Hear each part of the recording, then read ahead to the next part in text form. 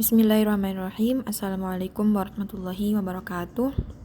Syukur alhamdulillahirrabbilalamin. Senantiasa kami haturkan kehadirat Allah Subhanahu wa Ta'ala yang telah melimpahkan rahmat serta karunia-Nya sehingga kami dapat menyelesaikan makalah dan video ini untuk memenuhi tugas kelompok mata kuliah Bahasa Indonesia dengan judul Reproduksi Tulisan yang diampu oleh Ibu Atikotul Fitriyah SPDM Hum.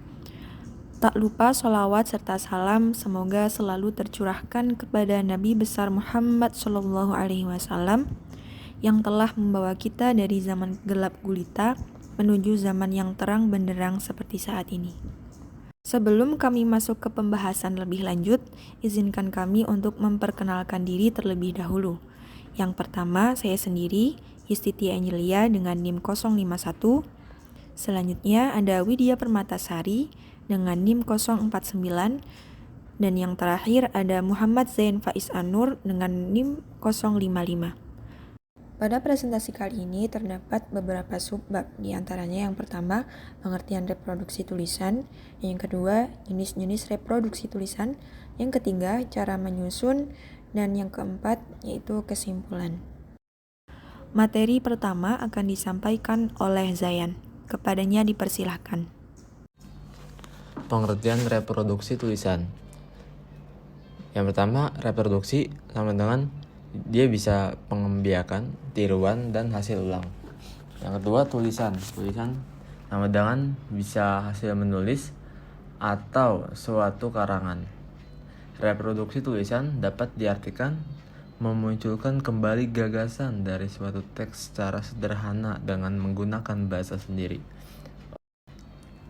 Jenis-jenis reproduksi tulisan.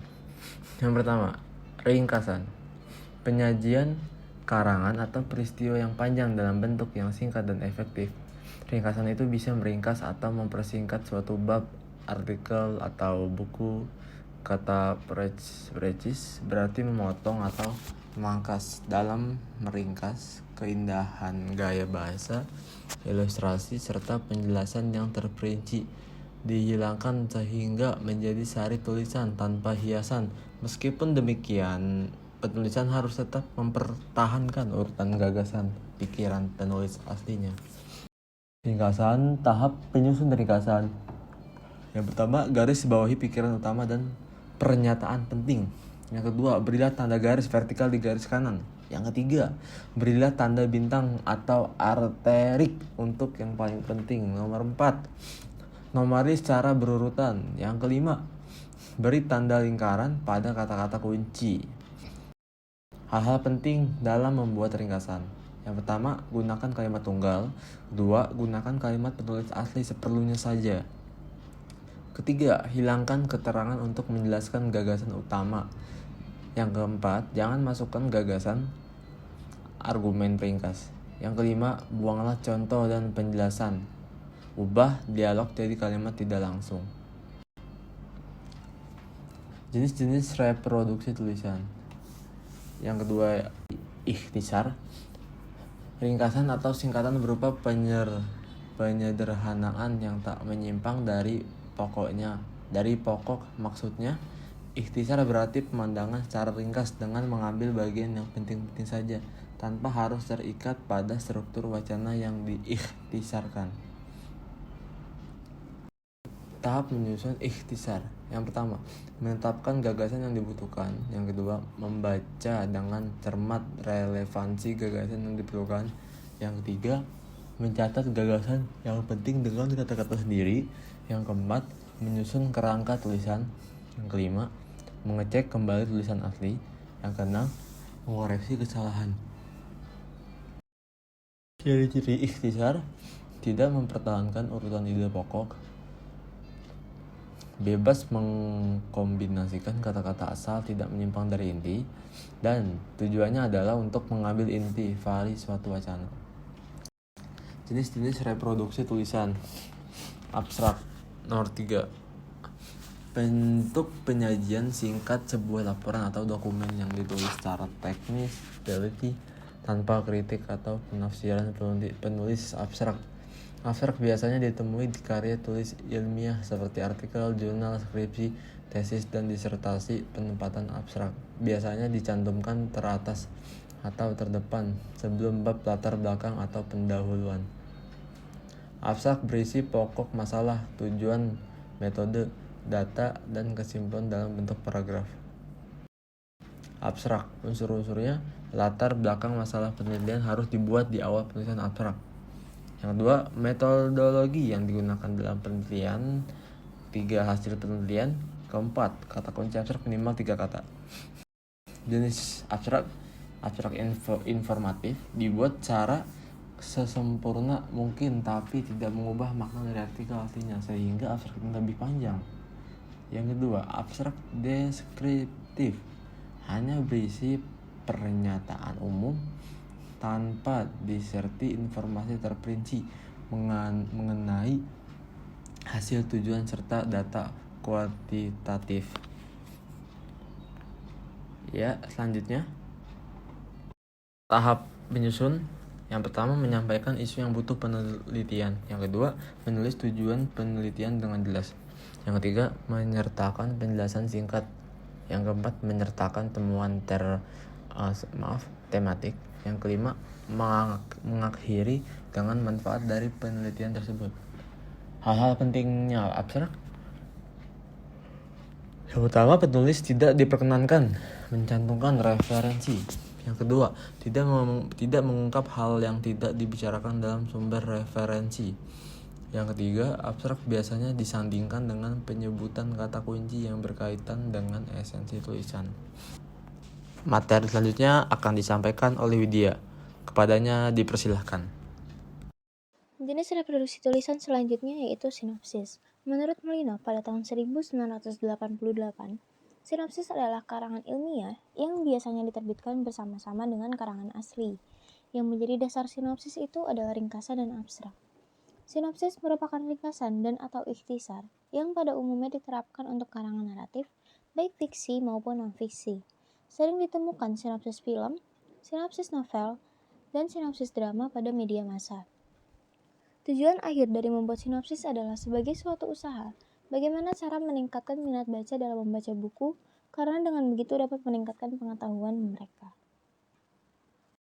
Materi selanjutnya yaitu mengenai fungsi dan ciri-ciri dari sinopsis.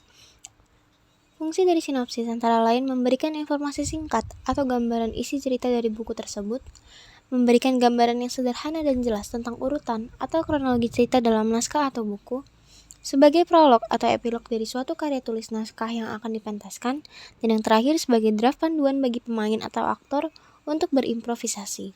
Selanjutnya yaitu mengenai ciri-ciri dari sinopsis. Ciri-ciri dari sinopsis antara lain, plot harus disusun secara kronologis dan akurat, dan ringkasannya harus identik dengan plot aslinya. Yang kedua, bahasa yang digunakan menekankan aspek persuasif. Yang ketiga, menampilkan konflik yang menarik secara singkat. Dan yang terakhir, membuat calon pembaca menjadi penasaran. Selanjutnya yaitu langkah-langkah menyusun sinopsis. Yang pertama yaitu menuliskan identitas buku. Identitas bacaan tersebut meliputi judul buku, pengarang, penerbit, tahun penerbitan, cetakan edisi, tebal halaman, dan harga buku bila diperlukan. Yang kedua, membaca buku secara keseluruhan. Tujuannya untuk memahami isi dari buku tersebut. Yang ketiga, menuliskan sinopsis buku. Menulis sinopsis dengan memperhatikan hal-hal berikut. Yang pertama, tema, latar, dan tempat kejadian, serta para tokoh cerita ditulis setelah penulisan identitas buku. Yang kedua, mulailah sistem penulisan dengan menggunakan sudut pandang orang ketiga. Yang ketiga, jika diperlukan, mengutip seutuhnya bagian-bagian yang dipandang penting dari buku tersebut dengan mencantumkan halaman dari kutipan tersebut. Yang terakhir, panjang sinopsis berkisar 2-4 halaman. Materi selanjutnya akan disampaikan oleh Yustia Angelia. Yusti, dipersilahkan. Baik Widya, terima kasih. Untuk jenis-jenis reproduksi tulisan berikutnya yaitu sintesis.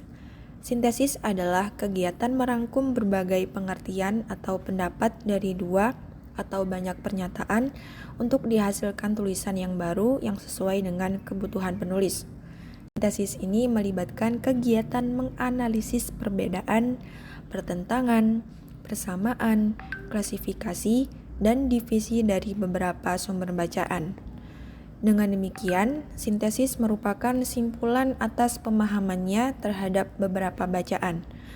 Gagasan sintesis dapat secara luas memberikan pandangan, komentar, pembahasan, atau bentuk lain secara argumentatif oleh penulis dalam batas-batas tertentu. Hasil dari sintesis ini dapat berupa sebuah data, fakta, informasi, atau ide pokok baru yang sebelumnya belum pernah ditulis oleh orang lain. Selanjutnya, sintesis memiliki beberapa fungsi dan syarat-syarat. Di antaranya, fungsinya itu sebagai pendapat, gagasan, atau ide baru yang diberikan penulis untuk memecahkan masalah yang ditemukan. Yang kedua, sebagai intisari dari suatu karya ilmiah sehingga penulis tidak hanya mengumpulkan berbagai informasi yang berasal dari berbagai sumber rujukan. Syarat-syarat sintesis antara lain yaitu yang pertama, penulis harus objektif dalam mengutip pendapat ahli. Yang kedua, penulis harus kritis terhadap sumber rujukan. Yang ketiga, penulis dapat membentuk dan mempertajam sudut pandangnya. Dan yang keempat, penulis harus mencari bagian dari sumber rujukan yang sesuai dengan kebutuhan karya ilmiahnya. Yang terakhir yaitu penulis mencari kaitan antara sumber rujukan. Kalau Anda ingin membuat sintesis, berikut adalah langkah-langkah untuk menyusun sintesis. Yang pertama adalah tetapkan topik yang hendak ditulis. Yang kedua, bacalah sumber bacaan yang mengandung topik yang sama. Berikutnya, lihatlah hubungan antara bacaan. Dan yang keempat, amati perbedaan dan persamaan di antara sumber-sumber itu. Dan berikutnya, pilihlah bagian yang akan dikutip, lalu simpulkan. Dan yang terakhir adalah jangan lupa untuk mencantumkan sumber kutipan. Jenis-jenis reproduksi tulisan berikutnya yaitu resensi. Resensi sendiri berasal dari bahasa Latin yaitu recense, yang berarti melihat kembali, menimbang, atau menilai. Jadi, arti dari resensi mengacu pada mengulas sebuah buku. Konteks ini memberi arti penilaian, mengungkap secara sekilas, membahas atau mengkritik sebuah buku yang tujuannya untuk menyampaikan kepada pembaca apakah buku atau karya ilmiah tersebut layak diterima atau dipublikasikan di masyarakat. Berikutnya, resensi mempunyai beberapa tujuan, di antara lain yaitu memberikan pemahaman tentang apa yang tampak dan terungkap pada buku. Berikutnya, mengajak pembaca untuk memikirkan fenomena dalam buku. Selanjutnya, memberi pertimbangan kepada pembaca apakah sebuah buku itu pantas atau tidak mendapat sambutan dari masyarakat. Dan yang selanjutnya adalah setelah membaca resensi, calon pembaca berminat untuk mencocokkan dengan bukunya. Yang terakhir yaitu bisa dijadikan sumber informasi bagi orang yang tidak banyak punya waktu untuk membaca bukunya.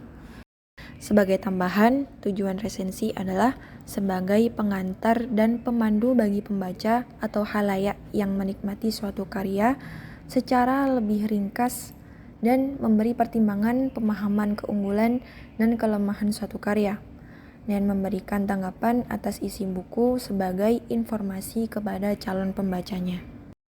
Baik, untuk poin berikutnya yaitu pokok penilaian atau sasaran resensi buku dan pola tulisan resensi.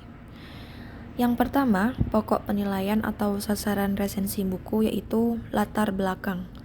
Peresensi perlu memberikan gambaran yang jelas kepada pembaca akan latar belakang suatu buku atau karya sastra yang mencakupi tema, tujuan penulisan, dan deskripsi singkat mengenai buku atau karya sastra yang diresensi. Yang kedua yaitu jenis buku. Pada umumnya, pembaca ingin mengetahui sesuatu bila sebuah buku atau karya sastra baru diterbitkan.